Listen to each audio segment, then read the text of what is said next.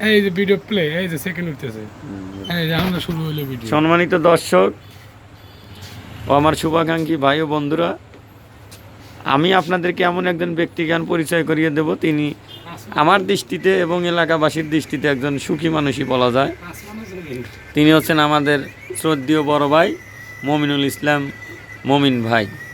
উনি একবার আমাদের ইউনিয়ন পরিষদের সদস্য পদে নির্বাচনও করেছিলেন।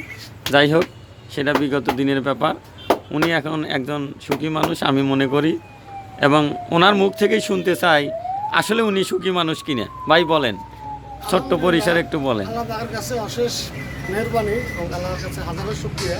আল্লাহ পাক অনেক সুন্দর রাখছে ইনশাআল্লাহ। আমার প্রশ্ন আপনার কাছে আরেকটা, সেটা হলো আপনার যে গ্রামটা ইসলামপুর বুদগাছা এমপি রোড, এখানে অনেকেই মানে গরিব মানুষ ছিল, মানে খেটে খাওয়া মানুষ ছিল, যারা অল্প সময়ের মধ্যেই মানে অনেক ডেভেলপ হয়েছেন, উন্নত করেছেন নিজেকে। এটা আসলে কারণটা কি? এটা একটু ছোট্ট পরিসরে আপনি আমাদের বললে আমি দর্শকদের আপনার মাধ্যমে জানিয়ে দিতে পারি। দেখেন, ধন সম্পদের হচ্ছে আল্লাহ পাকের নিয়ামত।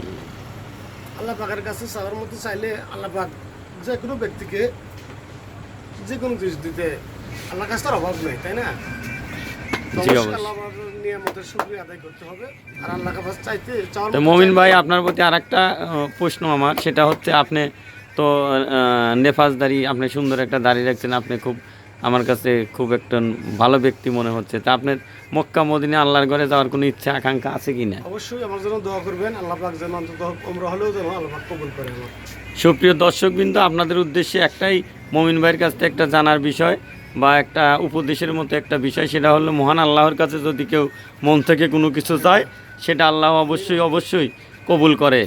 আমি আপনাদেরকে এইটাই বলবো, আপনারা সবাই হিংসা বিদ্বেষ ভুলে গিয়ে যেটা ভালো সেটাকে অনুসরণ করে আল্লাহর কাছে